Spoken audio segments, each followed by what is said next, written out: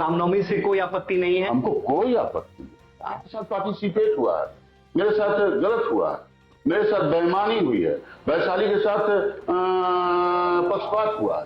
देखिए वैशाली मेरा जनतंत्र की जननी है, गणतंत्र को संदेश देने वाला है, महावीर की जन्मस्थली है, महात्मा बुद्ध की कर्मभूमि है, अम्रपाली की रंगभूमि है, पंचमुखी महादेव भी नीचे से आए हैं।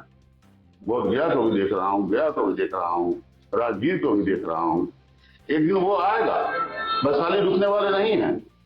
वैशाली रुक नहीं सकता है किसी के छाप देने से, बेईमानी करने से, उनके साथ अलग अलग कर देने से रुक नहीं सकता वो। क्योंकि मेरे ही पूर्वज जोगिंदर शुक्ला, बैकुंठ शुक्ला फांसी पर थे, एक आदमी और एक आदमी को काला पानी से आया था। तब मैं उस वेदना संवेदना को समझता हूँ। नेता ने 5 लाख नौकरी देकर यह स्थापित कर दिया है जिसके लिए कोई सर्टिफिकेट की जरूरत नहीं है। मेरे यहाँ तो लड़ाई जो था वही खत्म हो गया। मुंगेर के एक प्रत्याशी हैं आरजेडी से, कितना संतुष्ट हैं आप लोग उन प्रत्याशी से? भाई हम लोग तो सेटिस्फाइड होके, और हमारे पार्टी, हमारे नेता, राष्ट्रीय अध्यक्ष हमारे तेजस्वी यादव जी, पूरी पार्टी, पूरा महागठबंधन कुछ सोचकर ही तय किया होगा और अच्छा सोच के तय किया होगा। क्या है? मैं डॉक्टर विजय कुमार शुक्ला और मुन्ना शुक्ला के माध्यम से मैं वैशाली के लोगों से कहना चाहता हूं कि हमको एक मौका दें, अपने भरोसा के लायक। नमस्कार, मैं पवन कुमार सिंह और अभी हम लोग जिस धरती पे मौजूद है उसका एक बहुत पौराणिक इतिहास भी है। लोकतंत्र की जननी कहे जाने वाली ये धरती, बुद्धिज्म के लिए खास है ये धरती, जैनिज्म के लिए खास है ये धरती। और जब भी इस धरती और इस लोकसभा क्षेत्र की बात होती है तो एक ऐसा नाम जो हर दशक में अलग अलग लोगों से अलग अलग कहानी के तौर पे आया है। और अभी हम जिनके साथ मौजूद हैं उनका परिचय जो है हर दशक में बहुत अलग तरीके से हुआ। और इस बार पहली बार हम लोग एक ऐसे शख्स से मिलेंगे जिनका नाम विजय कुमार शुक्ला है। जी हाँ, हम बात कर रहे हैं मुन्ना शुक्ला जी की। तो मुन्ना जी, सबसे पहले तो आपका बहुत बहुत स्वागत है इस कार्यक्रम में। बहुत बहुत धन्यवाद। मुन्ना जी, इतने सालों से आपने बहुत सारे अलग अलग लोगों से, पत्रकारों से और विश्लेषण वाले लोगों से अपना परिचय सुना है और कई अलग अलग कहानियां सुनी है हमने। पहली बार ऐसा हुआ कि आप अपना परिचय एक बार दे कि विजय कुमार शुक्ला उर्फ मुन्ना शुक्ला कौन है, क्या करते हैं और उनका विजन क्या है। मैं डॉक्टर विजय कुमार शुक्ला और मुन्ना शुक्ला के माध्यम से मैं वैशाली के लोगों से कहना चाहता हूं कि हमको एक मौका दें, अपने भरोसा के लायक समझे। मेरे पास विजन क्या है, वैशाली के लिए मैं क्या करना चाहता हूं, लोगों की वेदना संवेदना और दुख किस तरह बांटना चाहता हूं, एक मौका देकर दे।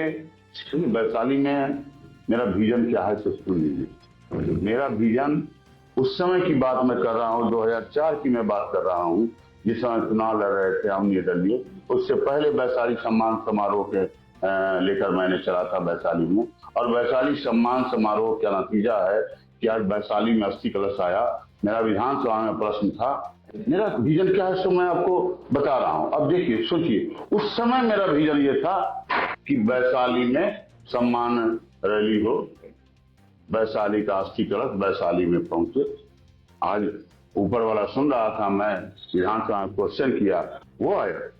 वैशाली का दूसरा रूप देखिए, बात को गंभीरता से लीजिएगा। दूसरी तरफ हमारे यहाँ स्वतंत्रता सेनानी जुब्बा सहनी, जो हमारे मुजफ्फरपुर के धरोहर है, जुब्बा सहनी जी के मूर्ति को जाके हमने माला पहनाया। लोग भूल सा गया था उनको, हालांकि भूलने की चीज नहीं है, वो हमारे देशों की बड़ी बहुत बड़ी चीज है। तो हमने गया वहां माला पहनाया, हम उनके बारे में कुछ पढ़ा था तो देखे कि उनको भागलपुर जेल में फांसी पड़ी थी। हम फिर विधानसभा गए, हम उस मर्म को समझते हैं, उस त्याग योगदान बलिदान को हम समझते हैं। क्योंकि मेरे ही पूर्वज जोगिंदर शुक्ला, बैकुंठ शुक्ला फांसी पर थे, एक आदमी और एक आदमी को काला पानी से आया था। तब मैं उस वेदना संवेदना को समझता हूँ। तो जुब्बा सहनी के लिए मैंने प्रश्न किया, हालांकि मैं जोगिंदर शुक्ला के लिए भी प्रश्न किया था, लेकिन जुब्बा सहनी किया प्रश्न विधानसभा में काबिल हुआ। बिहार सरकार ने उनको फांसी पड़ा था भागलपुर जेल में। भागलपुर जेल का नाम जुब्बा सहनी हुआ। यहाँ 11 मई या 11 मार्च को, सॉरी हम डेट रिपोर्ट नहीं कर पा रहे हैं, उस दिन सरकारी छुट्टी हुई और जुब्बा सहनी स्थापित हुए। मेरा विजन ये है, देखिए मेरे साथ पार्टिसिपेट हुआ है, मेरे साथ गलत हुआ है, मेरे साथ बेईमानी हुई है, वैशाली के साथ पक्षपात हुआ है। देखिए वैशाली मेरा जनतंत्र की जननी है, गणतंत्र को संदेश देने वाला, महावीर की जन्मस्थली है, महात्मा बुद्ध की कर्मभूमि है, अम्रपाली की रंगभूमि है, पंचमुखी महादेव भी नीचे से आए हैं। तो वहां पक्षपात हुआ वैशाली में। मैं देख रहा हूं, बहुत गया तो भी देख रहा हूं, गया तो भी देख रहा हूं, राजगीर को भी देख रहा हूं। एक दिन वो आएगा, वैशाली रुकने वाले नहीं है। वैशाली रुक नहीं सकता है किसी के छांट देने से, बेईमानी करने से, उनके साथ अलग अलग कर देने से रुक नहीं सकता वो। आपके पिता अधिवक्ता थे, वकील थे।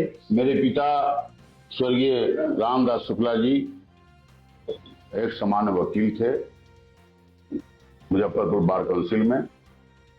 हम वैशाली के खंजाहर गांव के रहने वाले हैं। पढ़ाई लिखाई मुजफ्फरपुर में हुआ, राजनीति भी मैं यहीं से शुरू किया। अपने लालगंज से एमएलए बना, 2000 में बना, 5 में बना, फिर एक बार 1 साल में ड्रॉप हुआ था, फिर उसके बाद बना। फिर उसके बाद हमारी धर्मपत्नी वहां से बनी। 2004 में फिर एक बार लोकसभा भी चुनाव लड़े, इंडिपेंडेंट 2009 में लड़े। फिर उसके बाद 14 में हमारी धर्मपत्नी अनु देवी चुनाव लड़ी। अब फिर मैं आज आपके सामने हूँ। मुन्ना जी, इंडिपेंडेंट आपने बोला, लंबे समय से बिहार में बहुत कम ऐसे लोग हैं जो इंडिपेंडेंट इतनी बार जीत हासिल की है। सबसे हॉट सीट बना है इस 2024 में ये वैशाली, जबकि लोगों का नजर हाजीपुर से कहीं ज्यादा इस वैशाली सीट पे आ गई है। आपको क्या लगता है कि ऐसा क्या कारण है कि अभी सबसे 40 सीट में वैशाली पे सबसे ज्यादा चर्चा हो रही है? देखिए हॉट सीट तो आप लोगों ने बना दिया है, हॉट सीट का कोई कारण नहीं है। एक मुख्य मुद्दा है हमारे सामाजिक परिवेश में। हम लोग जिस समाज से आते हैं उस समाज को पिछले 36 साल से वैशाली में, नॉर्थ बिहार में, इस कमिश्नरी में मौका नहीं मिल रहा था। हम धन्यवाद देना चाहते हैं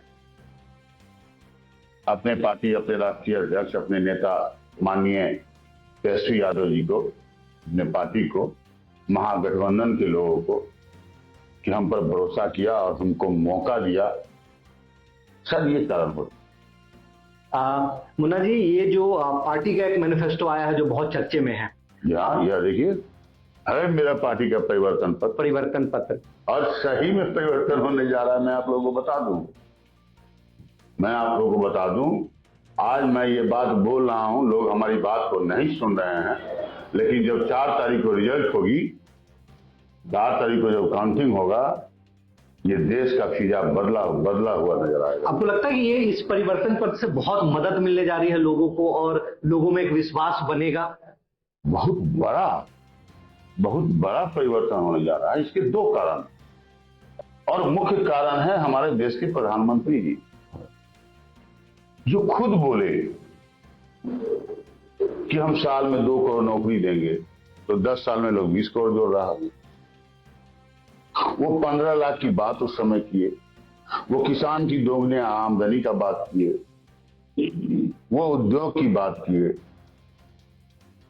स्मार्ट सिटी का बात किए। हमारे यहाँ जिस शहर में आप बैठे हैं उस शहर में उनकी मीटिंग हुई, इसी एयरपोर्ट पर बोले कि एयरपोर्ट बनेगा।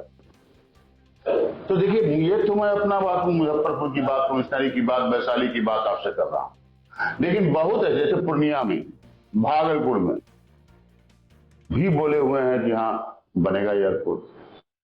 तो देखिए, लोगों के बीच अब लोग चाहता है कि भाई आपने तो ये हमें बोल के गया, फिर आपने हमें 10 साल में क्या दिया? क्या किसान की दुगनी आमदनी हुई? क्या महंगाई घटा?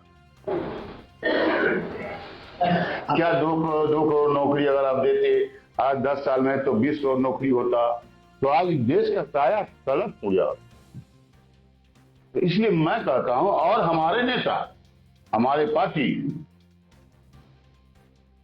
17 महीने की बात करिए तो हमारे नेता ने 5 लाख नौकरी देकर यह स्थापित कर दिया है, जिसके लिए कोई सर्टिफिकेट की जरूरत नहीं है, वो परिवर्तन पत्र यह है। मुख्य धारा की 3 बड़ी पार्टी जो कहा जा रहा है कि बिहार और भारत में, उससे सीधे सीधे आपका सामना हो रहा है और आपका परिचय बहुत टाइम से निर्दलीय रहा है। आप खुद अकेले काफी थे और उसके बाद अभी पार्टी और महागठबंधन का इतना समर्थन है, तो क्या लगता है कि ये जो लड़ाई होगी अभी, ये कितना, ये मुकाबला कैसा रहेगा वैशाली का? देखिए, लड़ाई आप लोग के नजरों में है।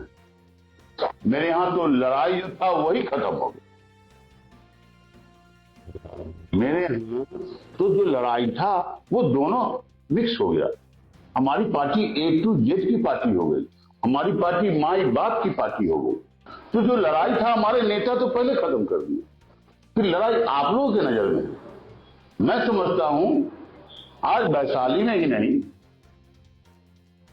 बिहार के 40 सीट पर कोई लड़ाई नहीं। एक माई समीकरण की बात आपने की, एक चिराग जी भी बात करते हैं कि महिला और युवा का एक समीकरण बनाया उन्होंने। पूरे वैशाली सीट पे उनका लगातार कैंपेन रहेगा। बड़े नेता हैं, उनको तो नहीं बोलना चाहिए, लेकिन वो पहले कोई भी समीकरण बोले पहले स्थापित तो हो, लोगों को भरोसा तो हो। माई बाप के पार्टी में हम आ गए, आज हमारे लोग भरोसे पे हैं, खड़ा हैं, मजबूत साथी की तरह खड़े हैं, पार्टी के लाइन पर खड़े हैं, लड़के लेके खड़े हैं। तो आप कोई भी समीकरण बनाइए, पहले उसको स्थापित तो करिए, और स्थापित हो जाएगा तो और अच्छी बात है, बनाए। और हम लोग उस पर कोई कमेंट करना भी नहीं चाहते हैं। हाँ, एक सवाल अगर आपकी इजाजत हो तो मैं आप पूछूं, शायद वो विवादित हो सकता है। मुंगेर के एक प्रत्याशी हैं आरजेडी से, कितना संतुष्ट हैं आप लोग उन प्रत्याशी से? भाई हम लोग तो सेटिस्फाइड होके, और हमारे पार्टी, हमारे नेता, राष्ट्रीय अध्यक्ष हमारे तेजस्वी यादव जी, पूरी पार्टी, पूरा महागठबंधन कुछ सोचकर ही तय किया होगा और अच्छा सोच के तय किया होगा। तो अभी ये जो लोकसभा 24 है, कहीं ना कहीं ये देश का इलेक्शन है, तब भी लोग देश के इलेक्शन में कहीं ना कहीं जाति को अहम आधार बना रहे हैं। देखिए, आप देश की बात कर रहे हैं, मैं फिर से आपको बोल रहा हूं, ये चुनाव जो लोकसभा का चुनाव है, देश का नेशनल चुनाव है। अगले 5 वर्ष के लिए दशा और दिशा तय करती। लोग पिछले 10 वर्ष में देख चुका है, इसलिए जो मैं देख रहा हूं, जो मैं फील कर रहा हूं, मैं समझता हूं कि पूरा देश अब जुमला पर चलना पसंद नहीं करता है। हर कोई सोशल साइड पे है, हर कोई हकीकत में जाता है, हर कोई जमीन पर आना चाहता है। इसलिए ये देश का जो चुनाव होने जा रहा है लोकसभा का, इसमें दशा दिशा बदलेगी और महागठबंधन की सरकार बनेगी। हम लोग बिहार से ललटेन लेके जाएंगे, तब महागठबंधन की सरकार दिल्ली में बनेगी, ये आप जान लीजिए। मुन्ना जी, एक सवाल आखिरी हो सकता है। हमारी टीम जब रिसर्च कर रही थी तो उन्हें एक खास चीज पता लगा कि मुन्ना शुक्ला बहुत आध्यात्मिक है, माता के बहुत बड़े भक्त हैं और लंबे टाइम से आज भी आपके रूटीन में पूजा करके ही आप घर से निकलते हैं। तो अध्यात्म कितना जरूरी है आदमी के जीवन में? देखिए, मैं जहां तक समझता हूं लोगों पर डिपेंड करता है। भाई मैं तो नहाता हूं, डेली पूजा करता हूं, भगवान के अपने घर के मंदिर में जाके हाथ गोड़ लेके भगवान को प्रार्थना करता हूं कि हे भगवान, आज दिन भर अच्छा से गुजारो, आशीर्वाद दो, कुछ अच्छा हो, कुछ गलत नहीं हो। मुन्ना जी, आज रामनवमी है, तो जाहिर सी बात है कि आप क्षेत्र में अगर जाते हैं और कई कार्यक्रम में आपको निमंत्रण मिलता है, तो कितने उत्साह से इस त्योहार को आप मनाएंगे? नहीं, हम लोग जाते हैं, हम जा रहे हैं, शिशिया मठ है हमारे यहाँ, हम महंत जी के यहाँ जा रहे हैं। तो रामनवमी से कोई आपत्ति नहीं है? हमको कोई आपत्ति नहीं। तो इन्हीं के साथ इन सवाल जवाबों को हम खत्म करेंगे। और बहुत ही बेबाकी से मुन्ना जी ने अपने सारे सवालों का जवाब दिया, और इमोशनल सवालों पे इन्होंने जवाब दिया, कई पर्सनल सवालों पे जवाब दिया।